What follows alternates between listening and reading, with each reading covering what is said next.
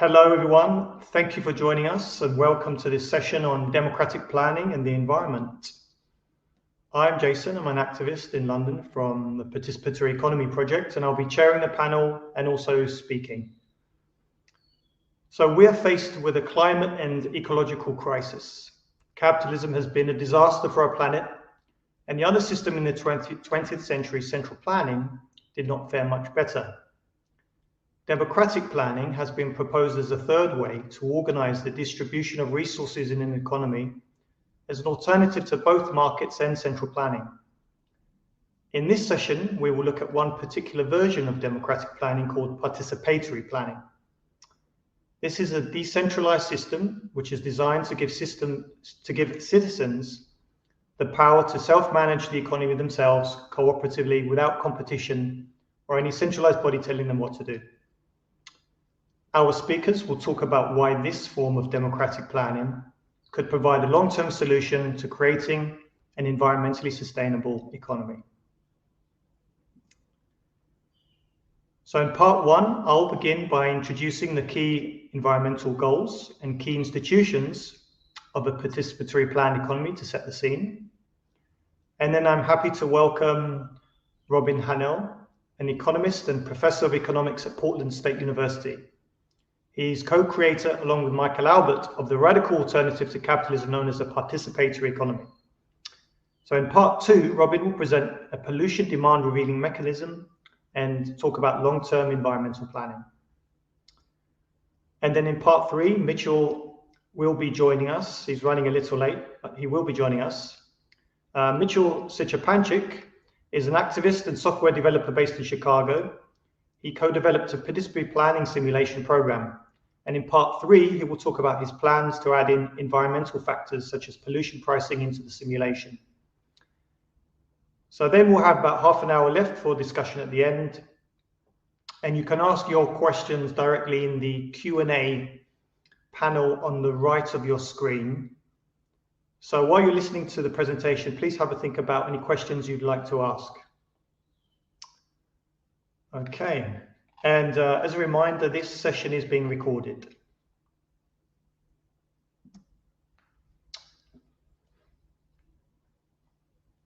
In his famous landmark study on the economics of climate change in 2006, head of the UK government economic service, Nicholas Stern, declared that climate change is the greatest market failure the world has ever seen.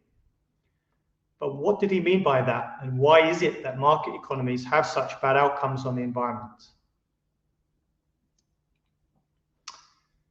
Let's look at one of these market failures. I'd like to begin by highlighting one that I think is especially important for environmental activists to be aware of. Arthur Pigou in 1920 introduced the concept of externalities. Negative externalities occur when the consumption or production of a good causes a harmful effect to a third party. So in this example, Sarah purchased a car from Ford. The price is set by the transaction between the individual buyer and individual seller. So Sarah and Ford. So let's say Sarah pays £18,000 to purchase the car. This is her personal cost. However, when she drives the car, it creates noise and air pollution and contributes to global heating. So these are external costs imposed on other people who live in the city and not reflected in the price of the car. For example, the World Health Organization estimates that air pollution kills 7 million people a year currently. So as long as producers are able to externalize environmental costs, and as long as prices are lower than they should be for these activities, this will lead to greater consumption of environmentally harmful activities whose costs are passed on to third parties, including future generations, as in the case of climate breakdown. So this is a big problem that we need to solve. And sure, the government could try to tax the good, but how do they calculate the correct amount of tax to apply? And as we know, the power of large corporations heavily influence government policies. So before we look at how a democratically planned economy could address this problem, as well as others, and lead to better environmental outcomes, I'm going to outline some of the key environmental goals I think that we want to achieve. So number one, the first is that we want prices of goods and services in the economy to reflect their full social costs and social benefits. That is, including any negative or positive externalities. And in the last example we looked at, we want the price of a petrol car to include the full social costs to society. We want pollution to be factored into the costs of products, and we want any victims of pollution who are affected to have a say. How much are they willing to accept? So a slogan that I've come up with is polluters to pay, victims to have a say. Number two, secondly, we want to remove the bias towards greater growth of production over preferences for greater leisure time, which is inherent in market economies due to pursuits of profit maximization, logic of competition, and gross inequality. Because growing unnecessary production puts greater pressure on our scarce environmental resources. Number three, in market economies, there is a bias towards individual consumption over collective. Collective consumption are goods and services that are consumed by groups of people collectively. So, for example, citywide public transport, which is more environmentally efficient than any one individual driving a car. And high levels of collective consumption is more environmentally sustainable. And number four, finally, we want citizens to participate in decision-making around long-term planning. So, for example, what future technologies to prioritize? Do we want renewables or oil? Markets exclude people from decision-making, and our political systems are often corrupted by corporate interests. So, our claim that we are making is that democratic planning is better suited to achieving these goals. Now, as I mentioned, there are different versions of democratic planning that are out there, and we're looking at one particular proposal called Participatory Planning, which is part of an economic model called a participatory economy. To achieve these environmental goals, a participatory economy has three new institutions that I'm going to introduce. Number one, so on the left side of the screen, you can see federations of democratic worker councils. Instead of private corporations, every worker is a member of a democratic worker council in their workplace. This is a direct decision-making body made up of workers, and it replaces the shareholder and board of directors model. On the right of the screen, you can see federations of democratic consumer councils. Every citizen would belong to their local neighborhood consumer council. And this is a direct decision-making body enabling citizens to propose, discuss, and make requests for collective goods and services. And in the middle, all citizens can start up or join what is called a community of affected parties. So this is for a group of people who are affected by pollution to get to decide how much of the pollution they are willing to tolerate and receive compensation for.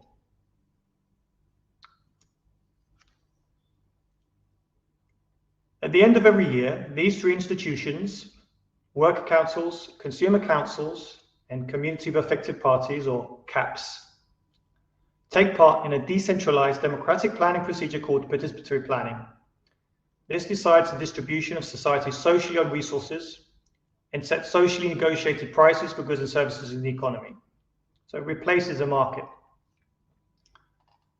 The basics of how it works are as follows.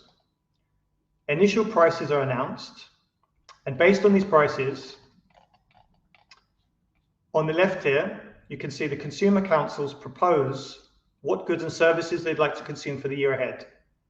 They look at what they consumed last year and make small changes up or down for what they expect to consume for the year ahead. Neighborhood councils also include proposals for collective consumption as well. For example, a new library for the neighborhood. So on the right, you can see worker councils, and they propose what they would like to produce for the year ahead. Their proposals include the inputs they need, such as resources and equipment, and the outputs they will produce, goods and services, including any pollutants that they will be emitting. And at the bottom, we have here on the screen, communities of affected parties. They propose the levels of pollution they are willing to tolerate.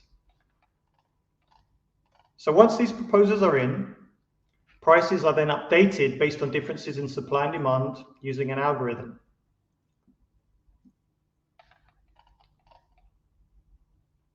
Worker and consumer councils and community of affected parties make adjustments to their proposals based on these new prices. And then the process then repeats itself over several rounds or iterations until a feasible plan for the year is achieved. Whoops. Okay.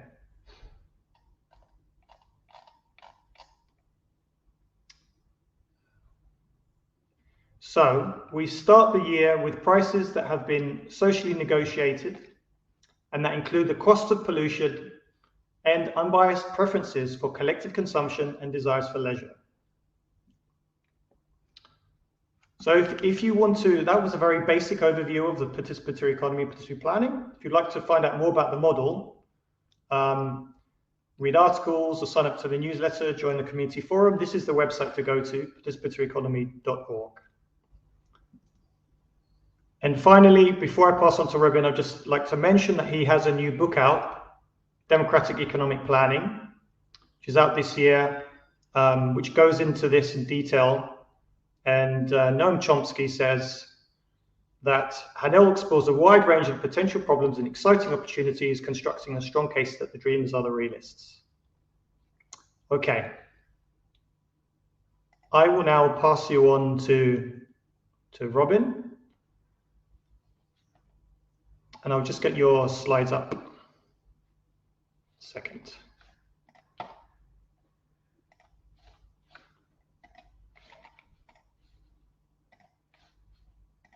Robin, you have to unmute yourself.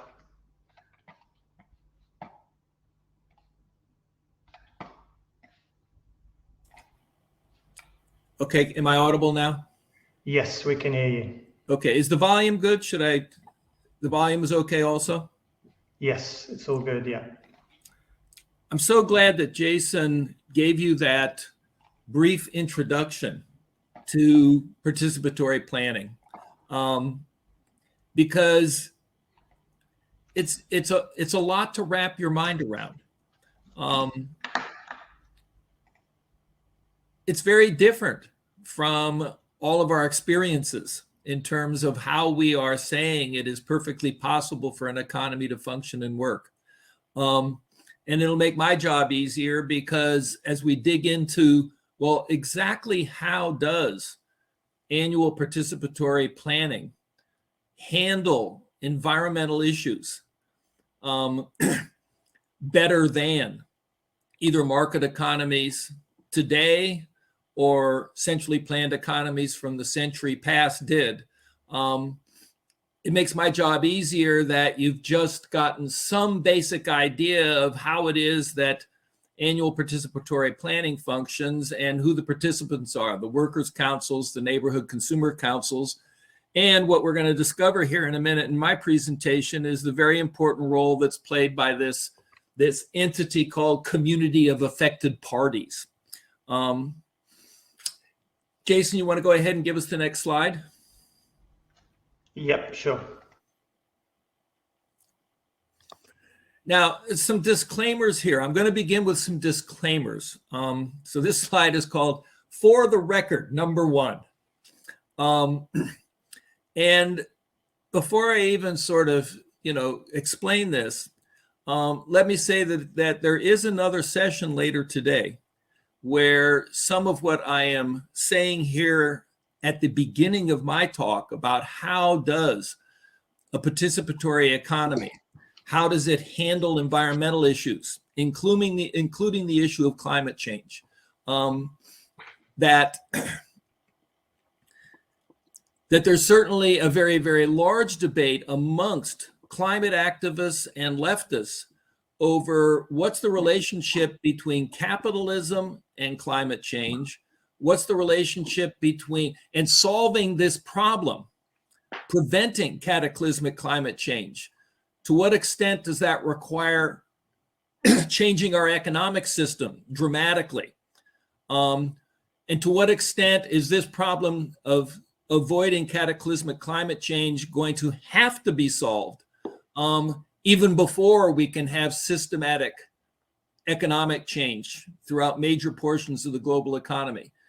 So this is, I think, for leftists and progressives, I think this is actually the most important issue of the day. And I just want to state what my own opinions are on this subject.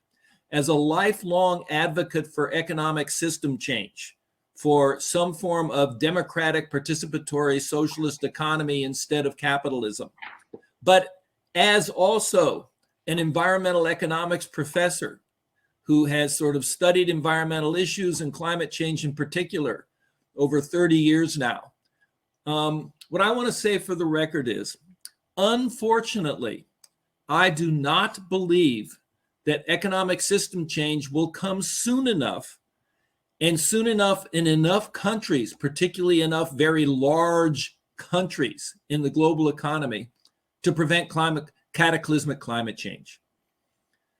Another way of putting that is, those of us who wanted to replace the destructive system of capitalism with a more desirable kind of participatory socialism, we unfortunately failed in doing that. We did not successfully do that during the 20th century.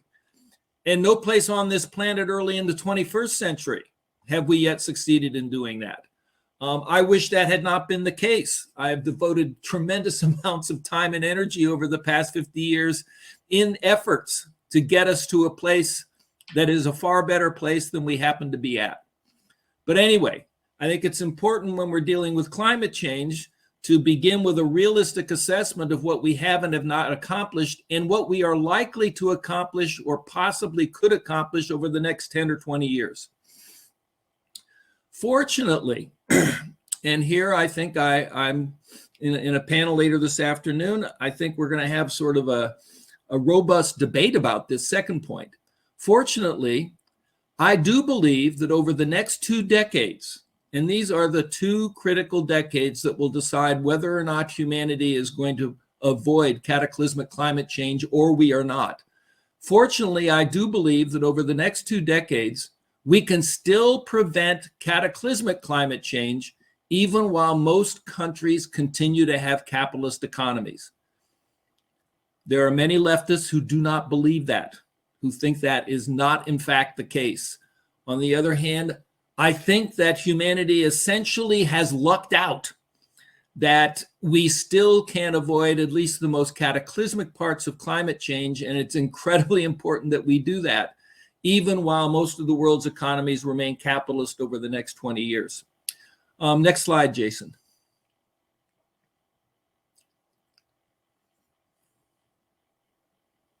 So let me say this for the record too. In the 20th century, the centrally planned or so-called socialist economies did not adequately protect the natural environment.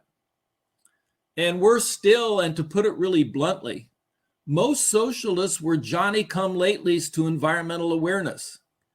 And we have much to apologize for in that regard. I am a personal example of that.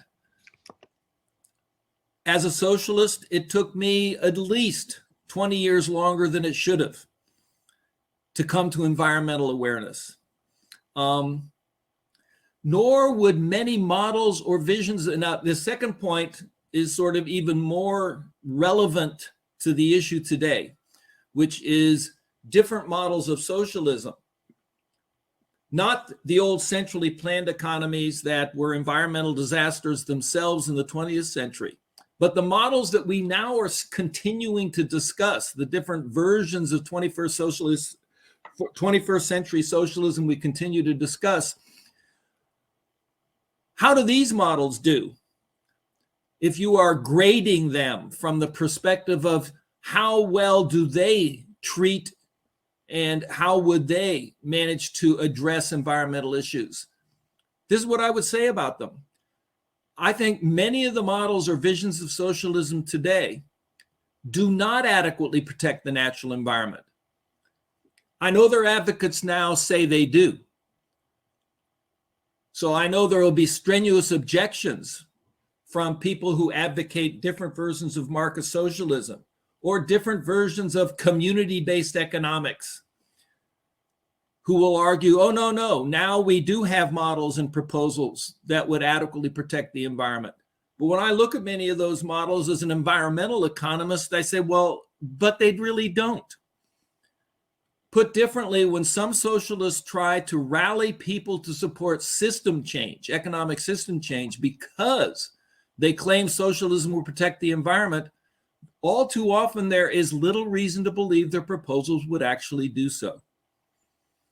On the other hand, fortunately, I believe the model of a participatory economy would actually protect the natural environment, not only far better than any capitalism has or could, but also better than any other post-capitalist visions that have been proposed to date, that of which I am aware.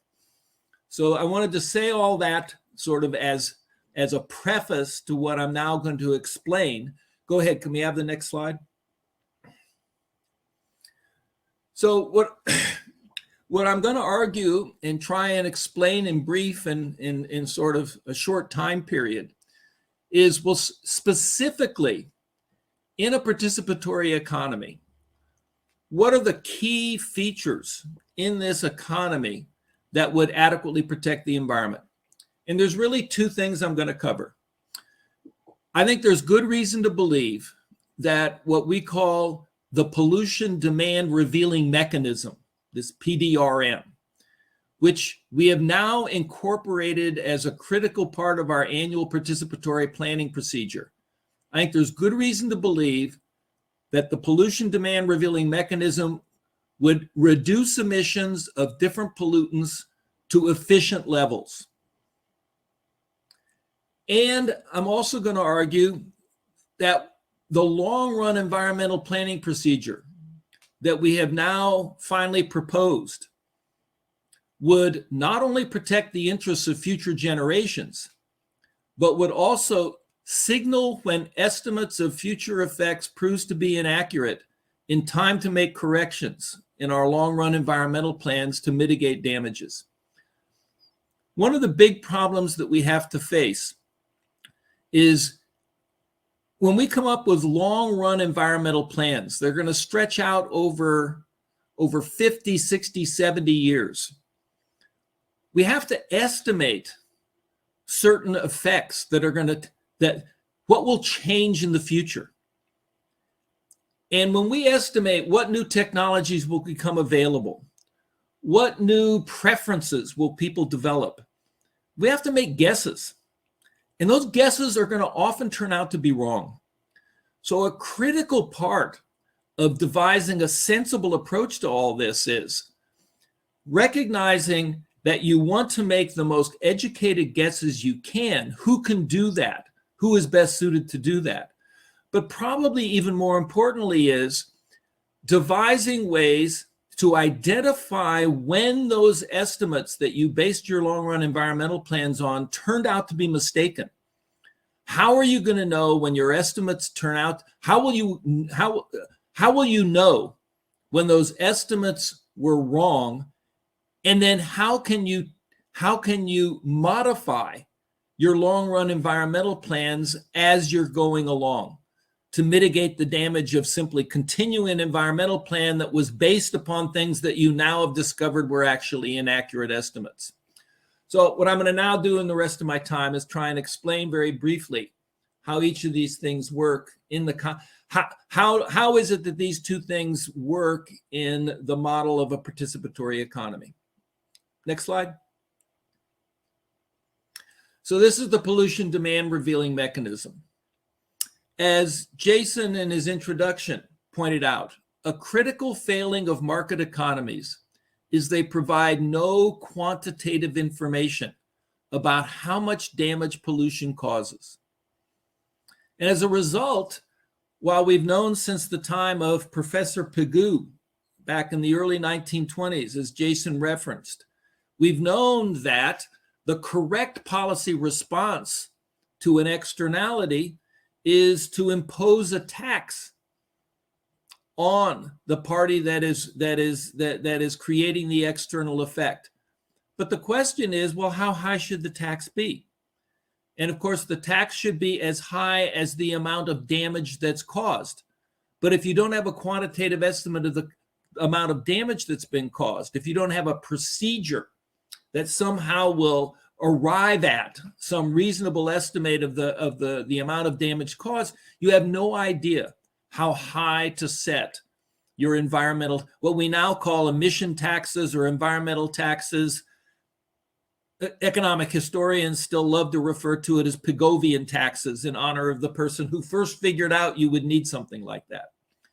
Well, what we're claiming now is that our pollution demand revealing mechanism, which is part of the annual planning process, it solves this problem.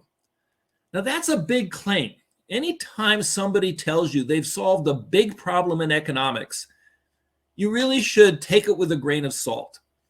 I know I do. When I hear that coming from somebody, I say, well, okay, I hear you. And that would be very exciting. But really? Well, I understand that that's the kind of skepticism people should bring to bear to this. On the other hand, I think we got it.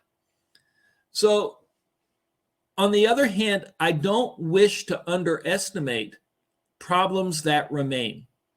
And I'm going to highlight the problem that remains, even with a pollution demand revealing mechanism that's incorporated in the annual planning process. So I don't want to underestimate the problems that remain.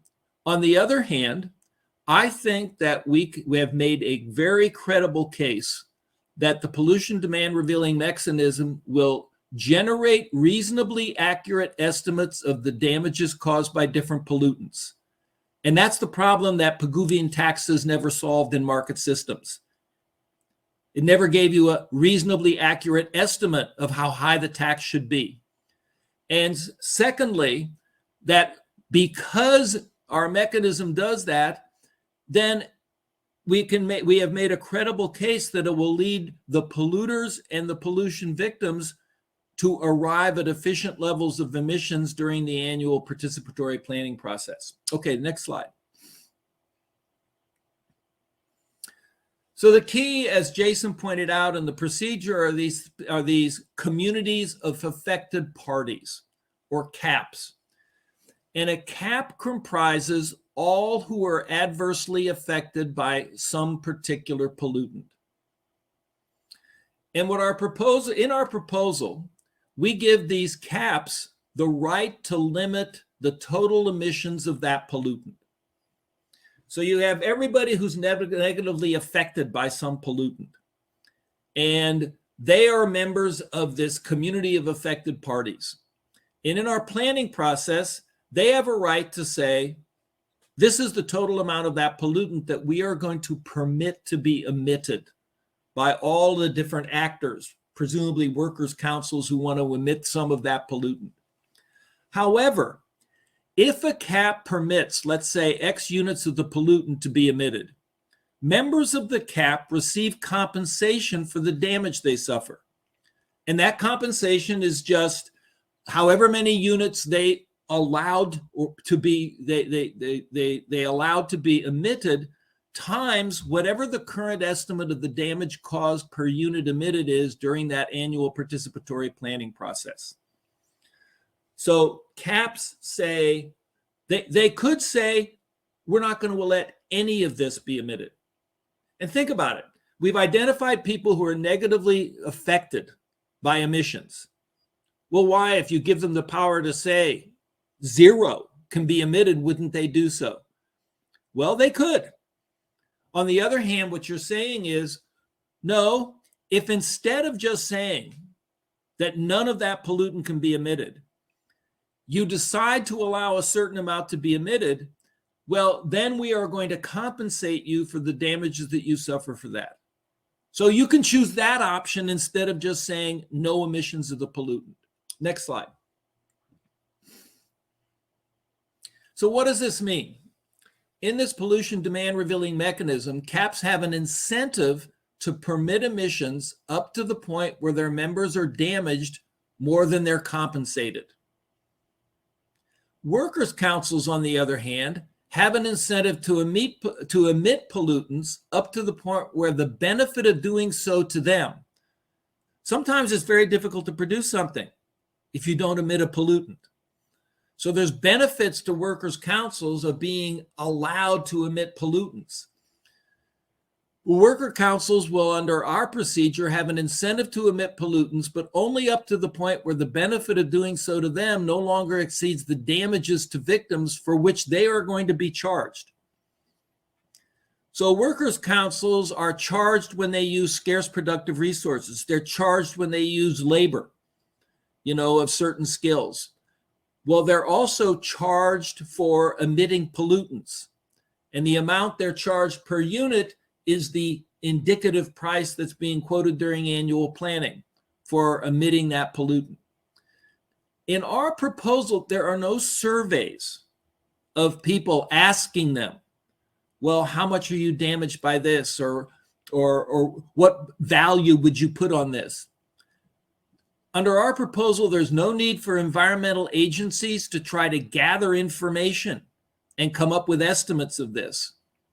And there's no arbitrary decisions about how much to pollute, which in a democratic discussion would be endlessly contested. If those and only those affected are members of the CAPs, then our pollution demand revealing mechanisms is what economists call incentive compatible. That is, they will lead to efficient levels of emissions. Next slide. Okay, here is the big disclaimer. Here is the admission that, oh my God, can it really be that good? Can it really be that simple? And of course, in the real world, nothing ever turns out to be as good or as simple as some economic theorists would love to have you believe. So here is the big caveat.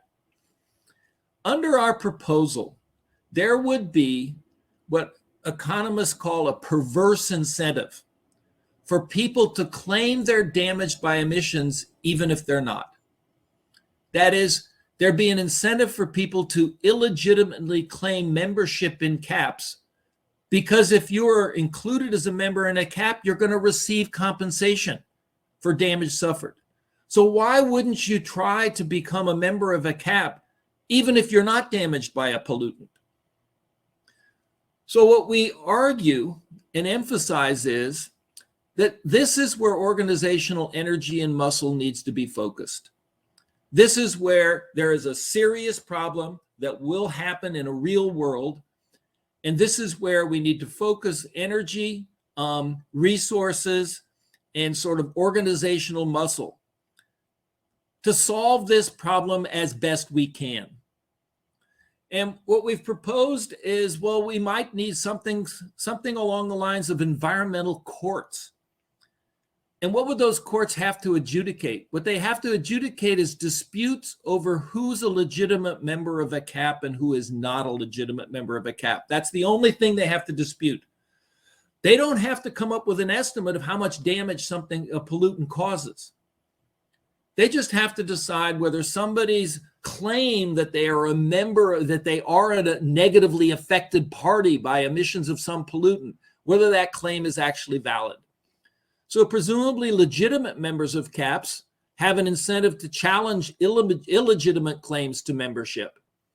And presumably testimony about dispersion patterns and damages that would be collected in these hearings that the environmental court would have to hold. Testimony from scientists about dispersion patterns and damages caused by pollutants would be relevant in adjudicating disputes. So we've tried to propose a solution for a problem that nobody else has solved. And we've tried to be honest and identify where is the problem still going to lie and what kinds of things would you have to try and do about it. Next slide, please. Now, to the second part of our proposal. The pollution demand revealing mechanism solves a problem that no other proposal can claim to solve, as best we know, regarding pollutants, whose effects are relatively well known to the people who emit them and the people who suffer the damages. That is, people today. So there are certain pollutants that when emitted today, the people emitting them have a decent idea about how much the emissions are, and the people who are damaged have a pretty decent idea of how much they're damaged. But it does not adequately address pollution that affects people in the future. Nor is it really a good answer for pollution whose effects are not well known, who we just don't know.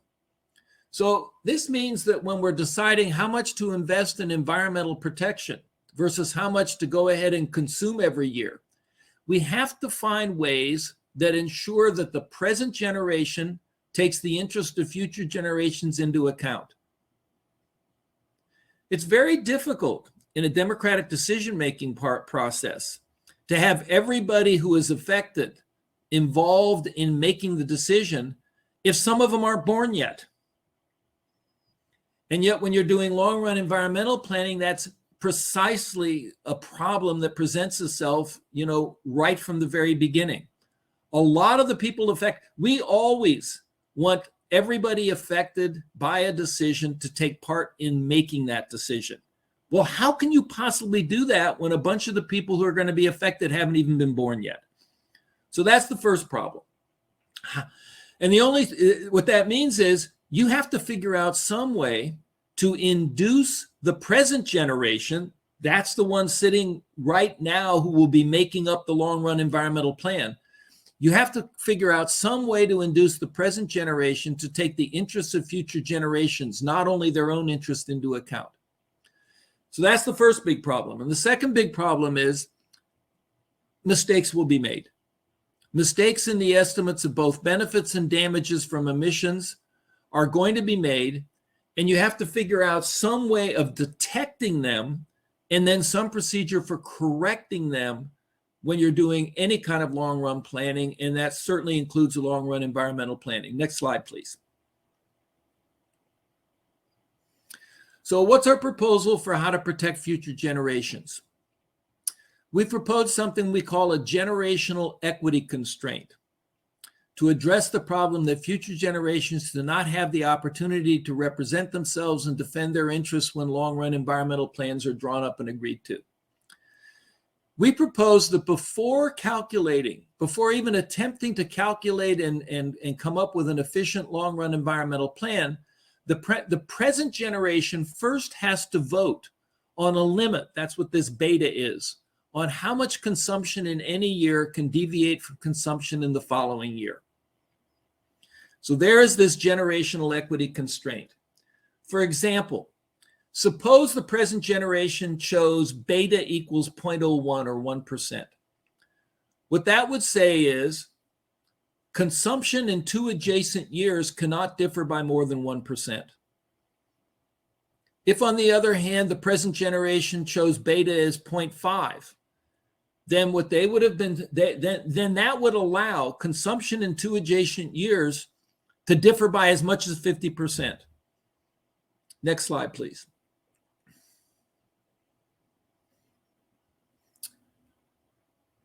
Assuming no huge differences in how different generations value consumption goods compared to environmental amenities, the efficient long-run environmental plan depends on 2 things.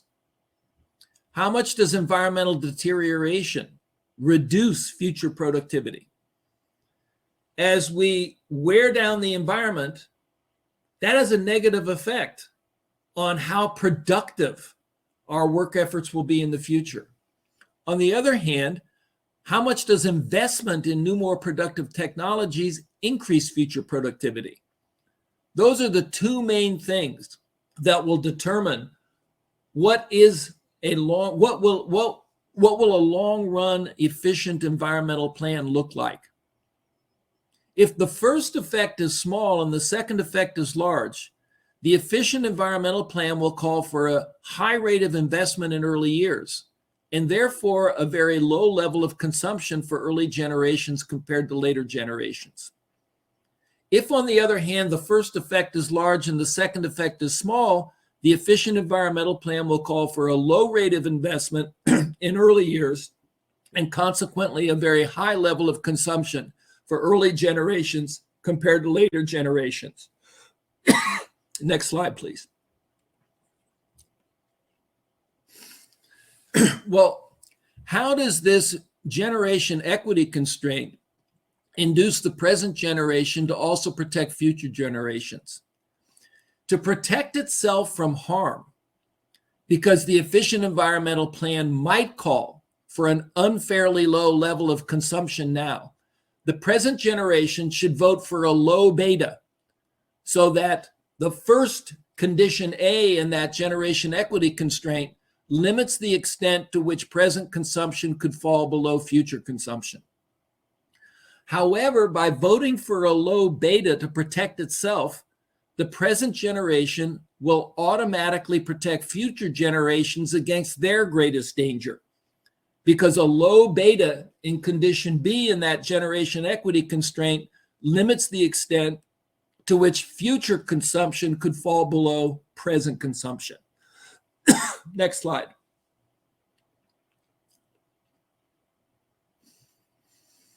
Now, the generational equity constraint only comes into play in case the efficient long-run environmental plan calculated turns out to be unfair to either earlier or later generations. So in some sense, I've put the cart before the horse here in my explanation. The first thing, but I did that because I essentially wanted to emphasize that we want the present generation to vote and choose a beta, choose to what extent they are willing to allow differences in consumption for different years and different generations to differ from one another before we even go about calculating a long-run environmental plan. But the generational equity constraint only comes into play if the plan we are now talking about calculating turns out to violate the constraint. So now the issue is, well, how do we propose to make this that the long-run environmental plan be generated in the first place? How do we propose to discover and correct any mistaken assumptions it was based on in order to mitigate damages from either over or under investing in environmental protection? Next slide, please.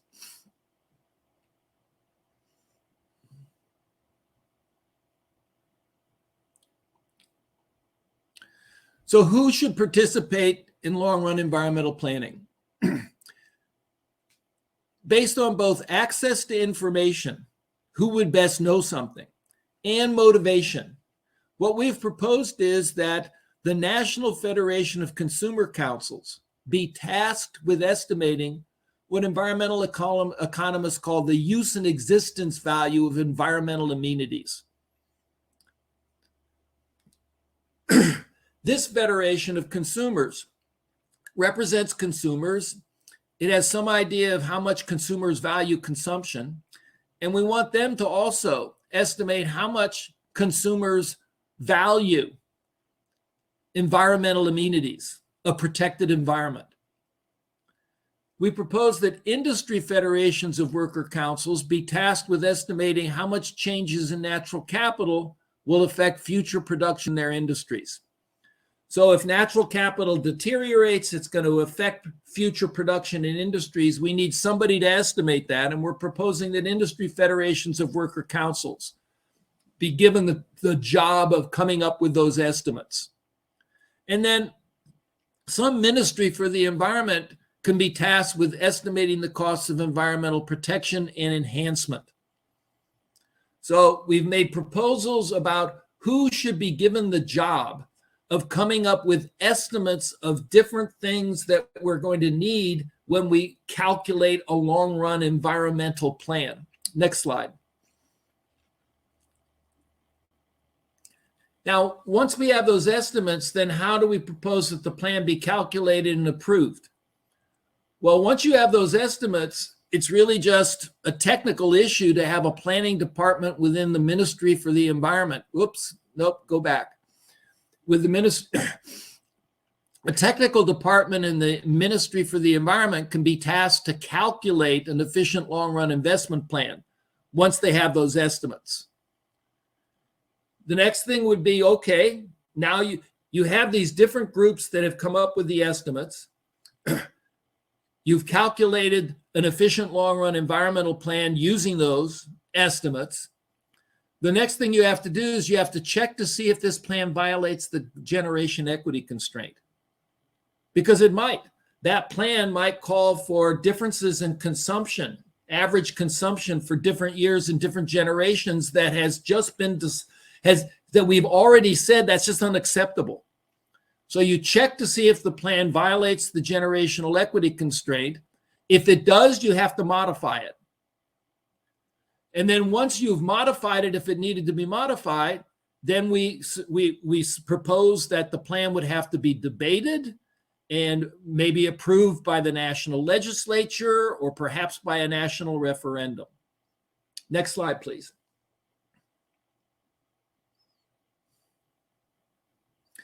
Catching and correcting mistakes. Mistakes will be made. Mistakes in what? Mistakes in the estimates of how much technical change is going to improve productivity. Mistakes in the estimates of how much people value a pristine natural environment as opposed to consumption, consuming produced goods. It is very difficult to estimate various effects from more or less environmental protection or enhancement, particularly far into the future, particularly 10, 20, 30, 50 years out. And as careful as we may have been to choose who to task with estimating these different effects based on both access to information as well as motivation, they will either over or underestimate effects, and they may even sometimes be tempted to do so intentionally. I mean, we love not to think that that's something that might happen. But one of the things that I've learned over the years is, well, no, you don't want to assume that. You want to protect yourself against that. Well, fortunately, what we've demonstrated is that results from subsequent annual plans will first reveal mistaken assumptions about how beneficial or costly investment in environmental protection and enhancement truly is. So you have your estimates, and then results from subsequent annual plans are going to tell you if those estimates were wrong. So that if they're wrong, investment in the environment can be adjusted to mitigate damages for the remaining years in the long run environmental plan. Next slide, please. Look, I know that this is a lot to digest, and I've only had time to outline the major ways in which I believe a participatory economy would better protect the environment than any other economic system that I have seen proposed to date. And I'm always happy to expand on any aspect, not only during question and answers here at this conference, but I'm always happy to respond to further questions via email at any time. That's my email account, my personal email account. And at least so far, it's never been so full that I haven't been able to answer anybody that sent me an email about any sort of question, objection, complaint about anything that I proposed. So people, you should not hesitate to take advantage of that if you want to ask further questions beyond the ones that we're able to handle in the session today. Thank you.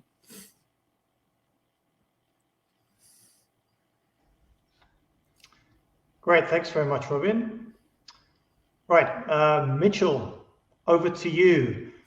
Are you able to share your slides, or would you Thank you. to do that? Okay. I'm going to try right now. Stand by. Hold on. Let's see. I'm going to see if this works. Jason, if this doesn't work, if you check your email account, I've sent you a copy of the PowerPoint presentation I will present. So does that work? Do you see anything from me? I know. Okay, then let's abandon ship on this. Jason, if you can take a moment to check your email, you'll see that within the last 20 minutes or so, I've sent you an email with an attachment to the PowerPoint for the presentation I will give. Could I trouble you to open that up and share your desktop? Yeah, this has been a problem that has beset me the entire conference. For whatever reason, I'm just not able to share my screen. One, Mitchell, and for some people it's been working, and for some people not. And nobody really knows why yet. We talked about that with the moderator before the session began. Yeah. Okay. Right. I have your presentation anyway. open now. I will just share my screen. Thank you, Jason. One moment. Thank you. Yeah. And in the meantime, if anyone... Yeah, apologies for the delay, everyone. Yeah. Thanks for your patience and understanding. If you thought of any questions while you've heard Robin speak, please make a note of them and have them ready for when we begin the Q&A session after Mitchell finishes. Okay.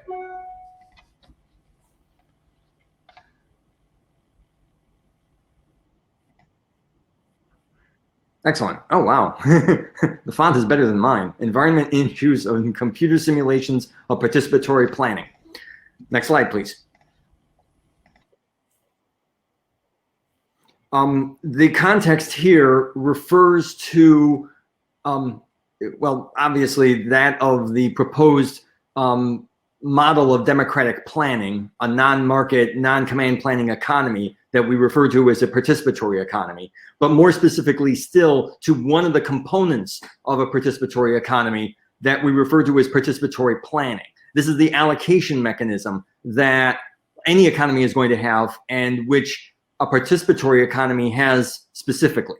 The procedure in brief, for folks who may be unfamiliar with this procedure, is that you have councils, decision-making bodies, both to produce good, worker councils, and to consume goods, consumer councils.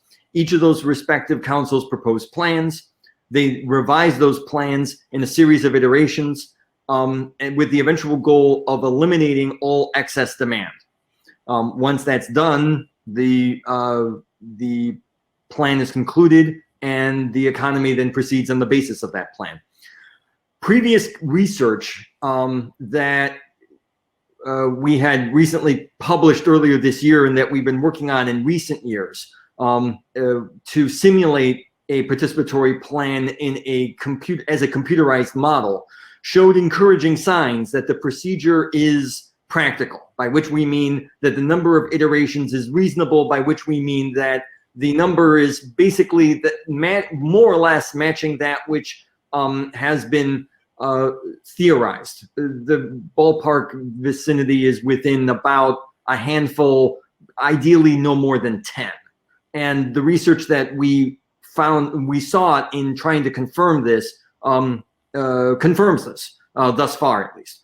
There's one key question relevant to this particular panel, in that do the aforementioned environmental related components, that of the PDRM, the pollution demand revealing mechanism, as well as the long run or long range environmental planning procedure, do they work as hoped to preserve the environment? At the same time, we keep the procedure practical in the definition of practical as we just mentioned. And that's the point of this presentation, to outline the steps for researching that. Next item, please. First, we'll outline the details of a participatory plan. The participants in that, the dramatis personae, as to use the Latin term dating back more or less to Shakespearean times, referring to the people of the drama. These are the characters in our play. The aforementioned worker councils and consumer councils, as well as aggregations of worker councils and consumer councils in federations. We have an iteration facilitation board whose job is to, as the name suggests, help the iterations in the participatory planning procedure move along. But also there's the CAPS, as Robin had described, the communities of affected parties, which are a new party in this drama that we're outlining. The exact procedure of what these characters do in this drama. First, the iteration facilitation board announces the set of indicative prices, our best indication of the respective opportunity and social costs for any producing or consuming any good. And by the way, this also now includes damages from emissions. So that will also be included within the indicative price for any good. Each respective set of councils make their own respective proposals. Consumer councils will make consumption proposals. Worker councils will make production proposals. Based on the input of all of these respective proposals from all councils, the iteration facilitation board checks to see if there is a match, if all the excess demand is met. If so, then we're done. but that's probably not going to happen on the first try. And as a result, the Iteration Facilitation Board would adjust those prices, which includes the estimates of environmental damage based on the respective demands and supplies that the respective councils and their federations will submit. So that adjustment takes place. We see at the response of that to see if that adjustment gets us closer to eliminating excess demand. If we do, then we're done. But if not, we repeat until there is no excess demand. Next slide, please. The current algorithm for defining this is what is now translating that procedure that I just described into computer code. So what happens here is what we first define the variables for all the parties that are involved in the participatory planning procedure. We generate out a number of intermediary values that we're going to apply, including a set of arbitrary price factors. If it turns out that well, I'll describe this in a moment. We also generate and load into memory the respective worker councils and consumer councils, as well as their consumer federations, the aggregations of consumer councils within the participatory economy. Each of these respective councils then will submit their respective inputs into a production function to simulate exactly what they would produce or what they would consume. For folks who may be familiar with, who may have studied economics, the functions that we are applying in this case are Cobb-Douglas functions. These are a class of economic functions that strive to simulate the production or consumption based on the inputs from something that produces or consumes things. So we apply those based on their application and checking to see the mismatch of the supply versus the demand, what's formerly known as a surplus. We then would adjust those indicative prices as well as those surpluses across all categories with the price adjustment rule that we have coded up. After those adjustments take place, we then take our iteration counter, increase it by 1 because we've just completed an iteration. We check to see if the surpluses lie within a given specified threshold. That could be 0 for the analysis of what we've been analyzing.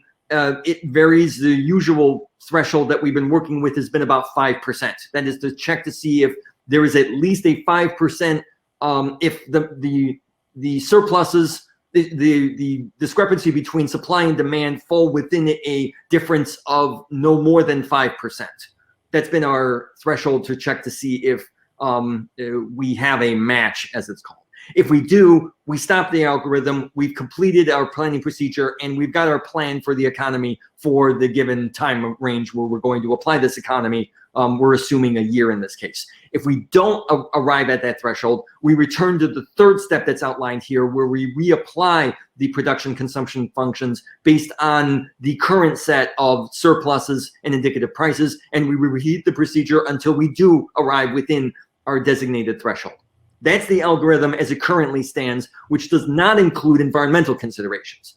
Next slide, please. So let's add those environmental considerations to the annual planning per the outline details of what Robin had described in his presentation some moments ago. How do we do that? Well, as it currently stands, the current computerized model that we have for simulating a participatory planning procedure accounts for 5 categories of goods that are included within this economy, specifically private goods, public goods, intermediate goods, natural resources, and labor. To this set, we would add in a 6th good, pollutants. These would be added to the list of goods, but more appropriately, since pollutants are not desired, these would be referred to as bads. So we would nevertheless add in this 6th broad category of pollutants into our economy and our economic model. The indicative prices that we already have in our computerized model would also include environmental effects. which include the cost of pollution, as that would be quoted by the iteration facilitation board that I described a few slides ago. The councils, worker councils and consumer councils, now have to account for pollutants within their proposals. More specifically, worker councils would announce what pollutants they would intend to emit to the knowledge available on that score. And consumer councils would announce what pollutants they would intend to tolerate. And by virtue of that toleration, what they would be compensated as appropriate. So that would be the broad outlines of the updates to the code we would make to add this to update the code to include in environmental considerations. Next slide, please. There's also the component that Robin had outlined of long-run environmental planning. How would the code handle this? Well, for a multi-year plan, the participants would formulate estimates of future availabilities of goods using future consumption and production functions. So with the given functions that we currently have now to simulate what a given council or set of councils is going to produce or consume, we would now need to amend or augment that to be able to account for future availabilities. We've outlined a little bit of in the previous mathematical formalism that Robin described regarding the generational equity constraint. So we would just apply that as code. We would apply the intergenerational constraints, here specifically the generational equity constraint, as a variable within that code to make sure that we would adjust that the output of the results in the economy and the participatory plan are adjusted to be able to account for intergenerational equity. We would identify the appropriate actors so that they estimate different effects necessary to formulate an efficient long-run environmental plan within the simulated economy. And that would do it, we think. The thing is, we haven't actually done this yet, but we believe that this is the most recent coherent proposal for handling environmental effects, especially now where, and will be in the coming years and decades, and maybe even further, for handling the environmental effects. People are going to reasonably understand, if you've got an economy, how do we know that it's not going to mess up the environment? Well, this is our proposed answer for addressing that in a formalized model where we can test that out and we can actually examine, does that answer the question? So we look forward to debate and discussion on this, as well as sharing what has been not really happened a whole lot, at least in my experience on this, in working out these kinds of answers to these questions and to try to simulate these with computer models, which we now have. So, and we now have for a participatory planning procedure, and which we would plan to include in for environmental considerations as well. Next slide. So specifically out the next steps for how we would outline that out. First, we would have to work out the mathematical formalism for handling pollutants within the production and consumption functions. Thus far, we have not yet done that. And that has to happen first, because in order for the code to simulate this, we have to know what to code. So we have to work out the mathematical formalism first. Once that is completed, then we would then apply that with the implementation of that in the computer code. We have the code already, so we would basically just update that to include in the these considerations. Specifically, the production and consumption functions that we currently have would need to be updated to account for these environmental considerations. The price adjustment rules would also need to be updated. Now, this is an interesting aspect in that, an interesting thing in that thus far, our results have proven successful, but we think we can do better. And so better in the sense of achieving an efficient procedure with the efficiency criterion that we had outlined in the first slide of this presentation. So we're going to require further research on that score anyway, but to include in environmental considerations would require more research still. So that's something that we could use, but we think that we can probably do better, and we'll be eager to see exactly how environmental considerations play regarding these price adjustment rules. Obviously, the respective parties that are participants within a participatory procedure, the worker councils and consumer councils, would themselves have to include in pollutants as a variable within the data structures that comprise a worker council and consumer councils. And also, in addition to those respective councils, we would include in data structures to simulate a community of affected parties, a CAP. So that would also be a participant in this, and we'd have to simulate that accordingly as a data structure like we've done for worker and consumer councils. So that would be how we would actually code this up, and then run the simulations, and then see and announce the results, and then engage in debate on how successful or not we are. Next slide, please. For folks who are interested in actually seeing what I'm describing here, we have source code that you can find on the website GitHub. GitHub, for folks who may be unfamiliar, is a website for sharing and for looking at computer code. And I have a repository on GitHub, and actually an account on GitHub, as well as a repository for the main project that we've been using for research into computerized simulations of a participatory planning procedure, PQuad, for the participatory planning procedure prototype, 4 Ps, hence PQuad, and the computer programming language ClojureScript, abbreviated CLJS.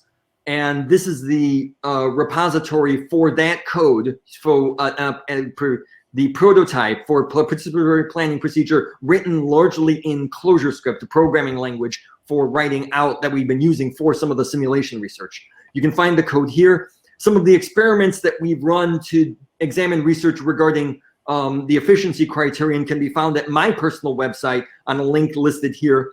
And for folks who are interested in the latest developments and thought and debate and discussion regarding the model of a participatory economy, one of the models of democratic economic planning, there's now a website listed here, participatory-economy.org, that Robin and Jason and I are a part of and are contributing to, and which we invite you to participate as well. We have an online forum where you can participate there and ask questions, engage in discussion, suggest ideas.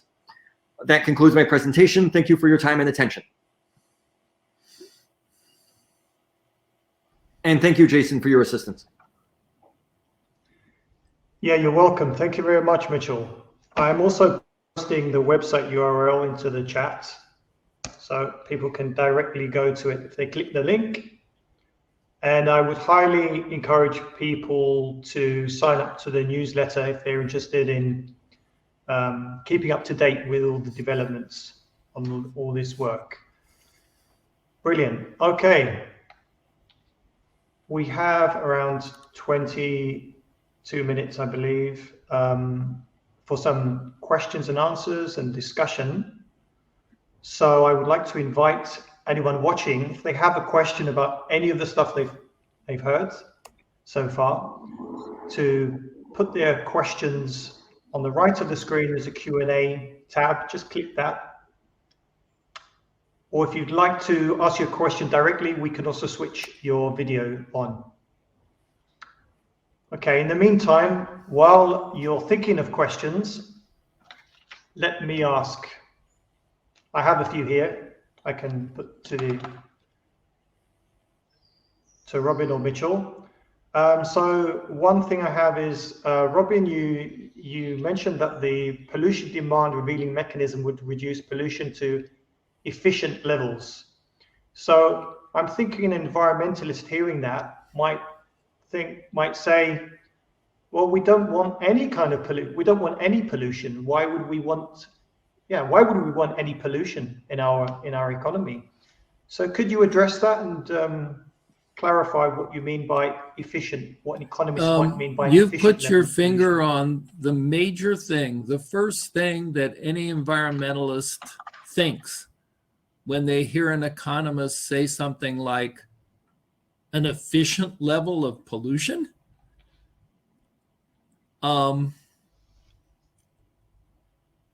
Because, of course, anybody who's come to environmental awareness, what they've realized is we're polluting too much. And in the case of greenhouse gas emissions, we're polluting so much that we are mere decades away from making, life on Earth inhabitable for humans and other species. So I'm both an environmentalist and an economist. As an environmentalist, I completely understand, agree, and sympathize with the realization humans have polluted way too much for way too long. And to some extent, and in some regards, particularly regarding climate change and greenhouse gas emissions, we have already hit the danger zone for total calamity. And so regarding greenhouse gases, the goal can no longer be, oh, we just can't emit more of them every year than we have in the past. So think about steady state means you do exactly next year what you did this year. So steady state for greenhouse gases would be whatever global greenhouse gas emissions were last year, we just need to do that again next year. And we need to keep doing that year after year after year. Well, regarding greenhouse gases, that doesn't cut it. That's not nearly good enough. We have to dramatically reduce global greenhouse gas emissions over the next couple of decades. And by 2050, net greenhouse gas emissions had better be down to zero. Now, how can there be any greenhouse gas emissions and yet you get net greenhouse gas emissions down to zero? Well, fortunately, there are plants that take greenhouse gases out of the atmosphere every year, just as there are factories and cars that put greenhouse gases into the atmosphere every year. So net greenhouse gas emissions of zero by 2050 is not impossible. It doesn't mean that humans don't continue to emit some greenhouse gases. It just means we no longer emit any more greenhouse gases through our human activities than sequestration activities by plants take greenhouse gases out of the atmosphere. So the point is this: there are some emissions that we need to dramatically reduce greenhouse gases. There are other pollutants that we don't necessarily have to reduce their emissions by nearly as much. Now, well, why should we ever allow any emissions of any pollutants? Because you can't produce things without emitting pollutants. The only way not to pollute the natural environment would be for humans to disappear from the planet. When I go out and walk and I step on the grass, I'm damaging a part of the environment. So there is the problem with the sort of instinctive environmental response to the question of pollution. There's a presumption that we could not pollute, and it's simply unwarranted. It's simply not it's not the result of a careful thinking process about what this is all about. Now, I want to add one last thing, and that is, and this comes up all the time. So right now, for instance, one thing that we are doing far more successfully than anybody thought could be done, certainly under capitalism in the last 5 years, is we're in the process of electrifying the automobile fleets on the planet. And we're doing it far faster than we ever could before. And we're doing it because we're having electric cars, and electric cars use batteries. And batteries use certain components from the natural environment. So there's another kind of thinking that environmentalists go through, which is totally understandable. And that is, well, look, you're all excited about the fact that you're saving the environment by getting rid of, gas-driven automobiles and replacing them with electric cars.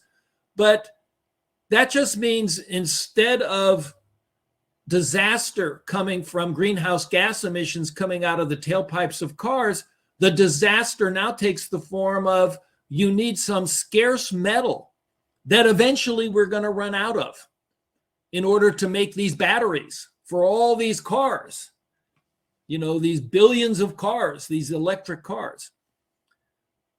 That's good thinking. It's good thinking because whenever you produce anything, you're going to use some part of the natural environment. Well, does this mean that eventually we have disaster? No, it doesn't. And here's what I'm going to suggest. As uncomfortable as this may be for environmentalists, what we should understand and embrace is what we're engaged in here is a game of kicking the can down the road. There's one part of the natural environment that is most scarce right now and most in danger, greenhouse gas emissions, or the alternative of that, which is storage space in the upper atmosphere for greenhouse gases. That's the immediate problem. You solve that one now. Does it mean there's some scarce metal that you've used in batteries that you're going to put into a lot of automobiles? And is that going to be a problem at some point?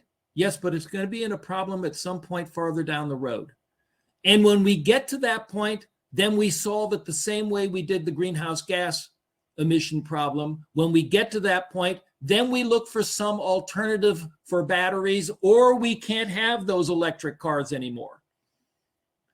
So what I'm suggesting is that it's a primitive mentality to say any pollution is bad. I don't want any pollution. That means don't breathe.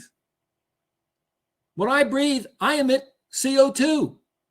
What am I supposed to do? Stop breathing? So we can't think that way.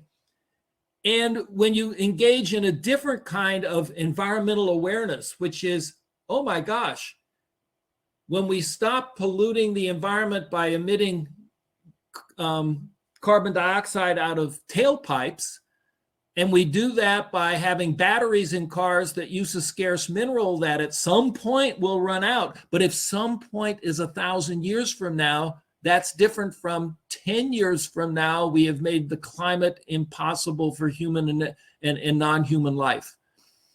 That's the approach we have to take. And I think that's a very difficult, I think that kind of consciousness is very difficult. First, you have to come to environmental awareness. And this is a whole level of consciousness that we have to achieve to understand how to solve this problem if we are going to successfully solve it. And one other thing when it comes to batteries is that they can be recycled and reused, and that's also often missing from the discussion around that. And I think it's going to be crucial that we develop infrastructure that recycles all these batteries that we'll be producing now as we go forward. Jason, in that regard, there's another excellent example, which is, okay, well, we have glass bottles that we drink out of. Before recycling, all those glass bottles basically were a very, very large damage to the natural environment. But if you can recycle, 94% of all glass bottles that we use, that's a huge change in how much the natural environment is being damaged by using glass bottles. So we discovered recycling. Recycling is another kind of kicking the can down the road. I mean, my big suggestion to environmentalists is wake up. We're about to do something so disastrous in terms of greenhouse gas emissions over the next decade that there'll be no recovering from it. Yes. And then the second big awareness is everything is a game. Everything is basically a game of getting smarter and smarter and smarter about different ways we keep kicking cans down the road. Right. Okay. There are a few questions now in the Q&A. So first one. So Matt's asking, how does this proposal integrate concerns about international impacts of pollution, given that this seems to operate only at a national level? Let me take a quick stab at that. The quintessential example of international pollution is precisely greenhouse gas emissions, because it makes absolutely no difference whether the greenhouse gas comes out of a car in Portland, Oregon, or a car in Beijing. The damage it does to the environment is exactly the same, because the science is it goes up into the upper atmosphere and circulates in the upper atmosphere, and it's the thickening of that upper atmosphere that is causing the climate change of the global warming. And that is why solving this problem is particularly difficult. You cannot solve climate change in any other way other than through international negotiations. And we have seen just how difficult and problematic that has turned out to be. And we are all hoping that in Glasgow next month, with a new administration in Washington that has taken a new attitude toward this, and hopefully an ability of China and the United States to cooperate on this issue, if no other issue, which I think the Chinese, in my opinion, have been willing to cooperate on, that maybe we can finally make some significant progress toward international negotiations in this regard. There are other forms of cross-border pollutants. I mean, a particularly egregious example of this is along the US-Mexican border in Texas. You have power plants that are emitting pollutants that drift over into Mexico. So yes, lots of pollutants, don't only affect people who live within the border of a particular country, and that requires diplomacy and international negotiations, which are always presumably more difficult, more complicated, and more time-consuming, than things we can handle within countries. So sometimes that's the nature of the beast. The big one, it's a huge issue. It's a huge problem. My favorite subject on this is something called Eco-Equity, who have a website. I think that website is the best guide for anybody in terms of what are the share pledges that different countries of different levels of economic development need to be making in order to solve the climate change problem, and how short are different countries from making their fair pledges. I think that's an incredible tool that people should avail themselves of. It's called the Eco-Equity website, and you can go and check out their evaluation of the pledges that every single country has made in the international negotiations going forward. And you can see, well, is my country, doing its fair share? What countries are, what countries aren't, who's got to up the ante, and who's doing what they should already.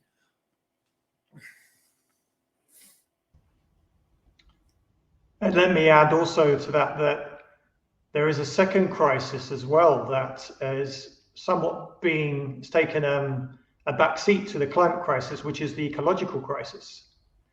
And for example, I believe something like 60% of species have gone extinct in the last 60 years. We are chopping down our forests at record rates. So the example there of the Amazon jungle, there's a point at which if enough of it is destroyed, it will begin an irreversible process that will create a savanna in the Amazon, and there will be no more forests at all, in which case it's absolute, it's game over. And that's the situation that affects all of us around the world.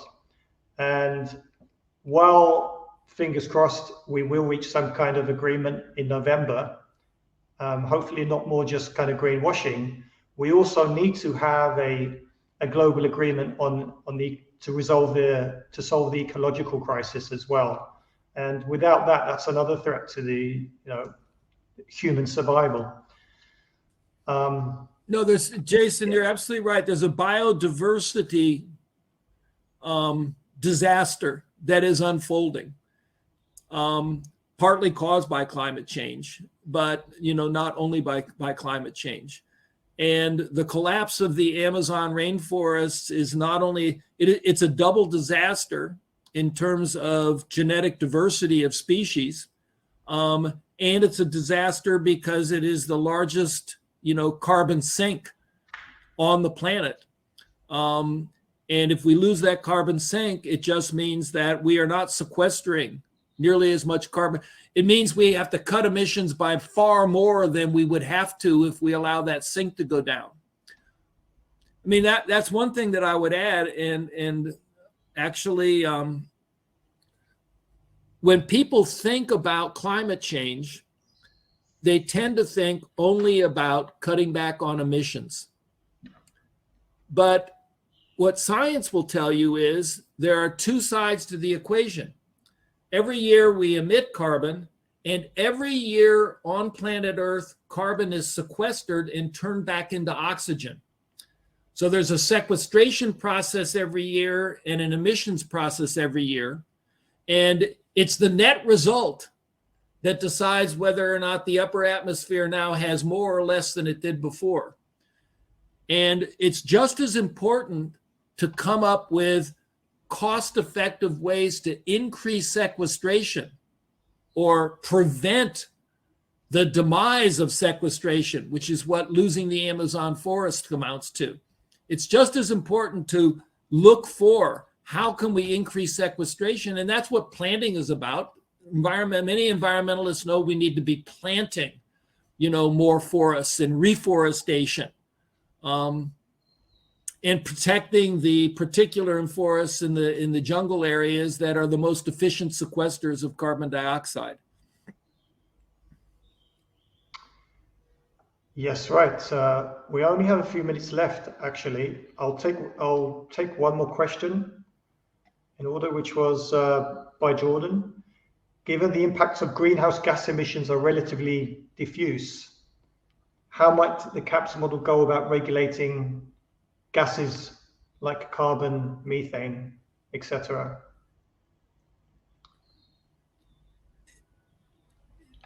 Robin, I can take a crack at that. Okay. Yeah. The CAPS model, remember, a CAP is a community of affected parties. And for something like, as Robin had described, carbon dioxide that would be in the air and potentially be affected everyone could conceivably be a part of some massive community of affected parties that would play a part within a global participatory planning procedure for mitigating or addressing, in this case, carbon emissions. So you would have in a court, an environmental court that would determine that actually would have in my opinion, a strong case to include in conceivably everyone on Earth, because everyone on Earth is affected by that. And so that would mean that any involvement from any council, worker or consumer council, would have a participant of that council as also being a participant of this massive CAP, community of affected parties, and would thus also have to include into their considerations of what they produce or consume, trying to reduce the amount of carbon. Same for methane, same for any gas, global gas that has that, that wouldn't be just confined to some arbitrary border, like a national border, and also has widespread, worldwide, perhaps long-term effects. Robin, do you think I'm on the mark with that? No, I think you are. I mean, interestingly enough, for almost every pollutant, there's a difficult problem to identify who is adversely affected by it, with one exception. The one exception is greenhouse gas emissions. Because we know who is affected by greenhouse gas emissions, every single human being on the planet. So the CAP is everybody.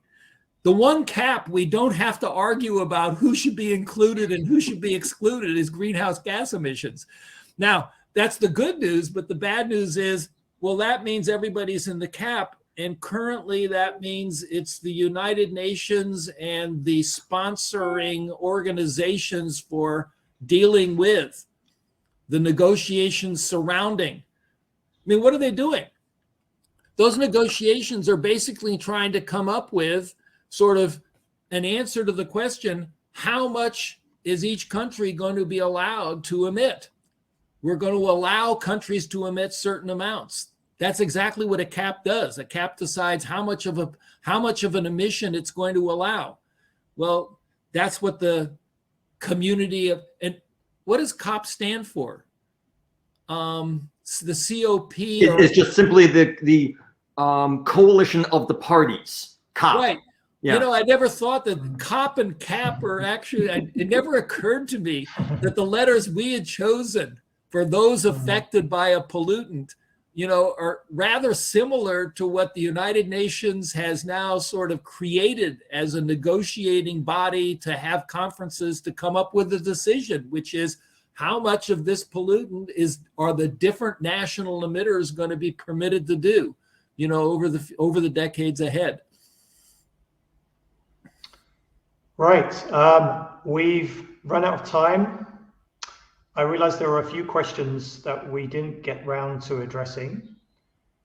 So I would encourage you to write any questions you have in our community forum on the participatory.economy.org website. Or you can also write, I believe Mitchell has left Robin's email address in the chat if you would like to write to him directly. So thank you everybody for participating. Thank you, Robin. Thank you, Mitchell. And thanks everybody for watching.